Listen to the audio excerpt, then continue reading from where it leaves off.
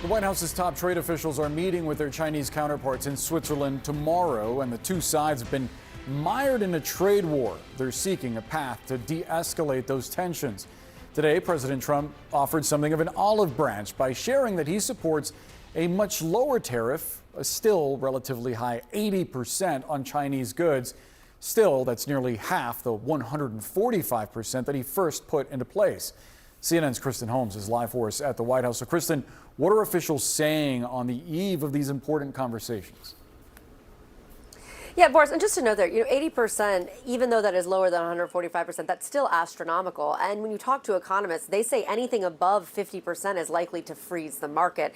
So whether or not this would actually work, but anyway, we'll go back to what Donald Trump and his officials are saying right now. They're talking about what this meeting is going to look like. I have talked to a number of administration officials who say that they should be tempering down expectations, that they don't want it to be the idea that they're going to come out of this with some kind of major trade deal. In fact, Secretary of Treasury Scott Bessent actually said that he thought this was more about de-escalation, getting everyone to the table, than actually making a deal. Now, when Caroline Leavitt was asked about what Donald Trump posted online about those 80% tariffs, here's what she said. The president still remains with his position that he is not going to unilaterally bring down tariffs on China. We need to see concessions from them as well. And again, that's part of the reason that Secretary Bessent is going to talk to his Chinese counterparts this weekend to start those discussions in person. As for the 80% number, that was a number the president threw out there, and we'll see what happens this weekend. So one thing I want to point out is when he threw this number out there, at the end of it, he said 80% tariff on China seems right up to Scott B. Well, they are hanging quite a bit on Bessent because we heard Caroline Leavitt talking about how Trump had confidence in Bessent, how he knew that Bessent was going to do a good job. There's obviously going to be some kind of disappointment if we don't see some kind of working towards a deal after this meeting. So a lot of pressure there on Bessent as we've seen this escalation that really, at this point, has come to a standstill. Kristen Holmes, live for us at the White House. Thank you so much, Kristen.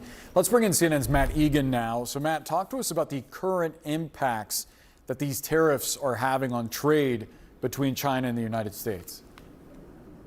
Yeah, Boris, look, there is so much riding on these meetings in Geneva because you still have a situation where the world's two biggest economies are in a full-blown trade war. These are sky-high tariffs, and the clock is ticking, right? The longer this goes on, the more damage to the economy, and yeah, the more damage to world trade. We just learned today from China that their exports into the United States plunged by 21% in April, and we've seen that shipments from China into the port of Los Angeles have plunged. Analysts warn that we could be days or weeks away from a COVID-style supply chain meltdown that potentially causes shortages. Of course, this meltdown would be largely self-inflicted.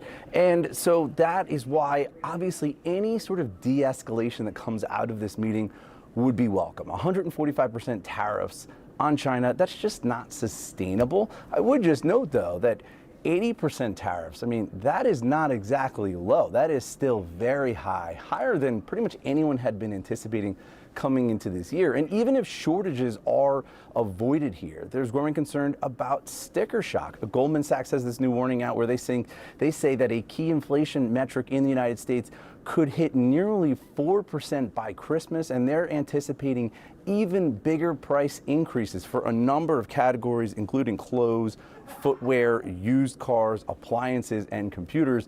Boris, they're warning that essentially this trade war could end up undoing a lot of the progress in the war on inflation. Yeah, notable that you mentioned Christmas there, because even as President Trump talks about potentially lowering tariffs on China, he's also brought up raising tariffs on major toy makers, one in specific, right? Yeah, that's right. We're talking about Mattel. That's the company behind toys including Barbie, Fisher-Price, and those Hot Wheel monster trucks that my kids love. Now, Mattel warned recently that because of tariffs, they're going to have to increase U.S. prices. And the CEO of Mattel also said that he doubts that even with these tariffs, we're going to have a situation where toy manufacturing comes back to the United States. Now, the president had a chance to respond to that in the Oval Office yesterday. Take a listen to what he said. Let him go, and we'll put 100% tariff on his toys, and he won't sell one toy in the United States, and that's their biggest market.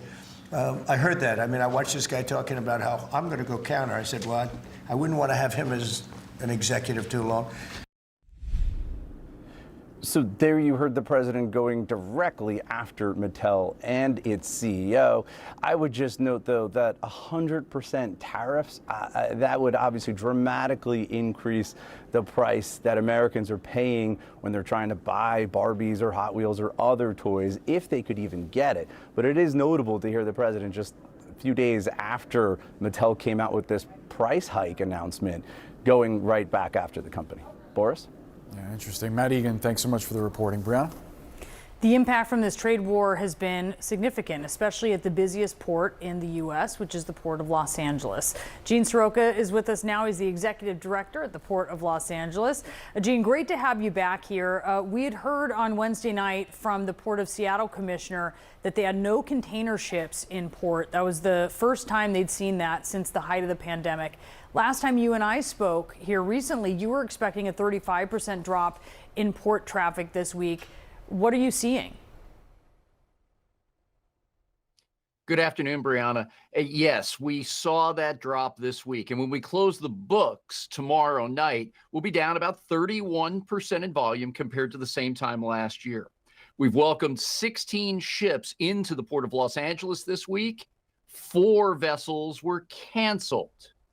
In the end, we've got another 13 vessels that have been canceled for the balance of May, making up a little more than 20% overall of what we expected. So we have now seen the impact right here on the docks.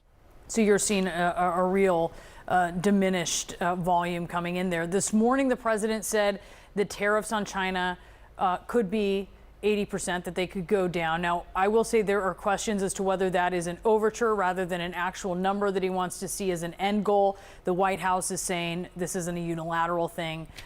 This would be part of, obviously, some talks that they're having. But when you look at that number, it's still really big, 80%. Would that help, or is that just still too big to really make a difference? I think it's too big to make any difference. And I haven't heard from any merchandisers or procurement folks that said a number like that would get them to start up buying again from China. Oh, that's a really important thing to note. At what point do longshoremen, dock workers, mechanics, truck drivers start seeing layoffs in your experience? Yeah, we're starting to see that right now. There are 33 work groups out on the docks today. We call them labor gangs. 33. And there's about 25 members to each one of those labor gangs. In the past several recent Friday numbers, we've been between 40 and 50 labor gangs out on the docks. With 8 ships in port today, we're starting to see the dock workers go back to the hiring hall. Okay, so explain what that means. Are they sort of furloughed? Are their hours reduced? How does it work? How does that affect their take-home pay? It gets cut. And what you'll see are the folks go back to the hiring hall looking for other jobs of similar timing and interest. My hope, and I've talked to the Employers Association about this, is to get these dock workers who are not moving cargo back onto the terminals so they can do preventative maintenance or upkeep on the equipment, get the yards in good shape for whenever that cargo comes back. It's rarely an occasion with a dip in volume that you can go out and do all that maintenance work. So that's what we'd like to see happen right now. Yeah, I mean, no doubt that's needed, and it's tough to find time to do that when things are buzzing. When do shoppers, right? When do consumers go into the store, start feeling the effects of what you are seeing in port? I think it's going to be pretty quick, Brianna. This week were the first arrivals by container ship where the tariffs from China were applied at these very high 145% levels, making a product from China now 2.5 times more expensive than it was just last month. Those cost increases are going to be passed on to us as consumers. And if you're importing parts and components for American factories, they will see those costs pass on as well. Gene, if you could speak directly to the president, what would you say to him? there are real impacts on the ground. Now, with these policies and the change in direction, we may see more American manufacturing. I'd like to focus on more American exports, whether it's agriculture, where we only consume as American citizens about a third of what the American farmer grows. And let's try to open up our markets overseas to American manufacturers.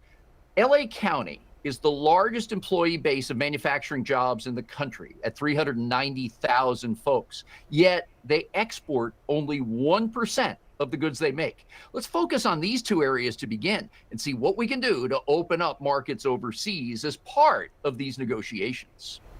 Gene Soroka, great to speak with you and see what you're seeing there in the Port of LA. We appreciate your time today.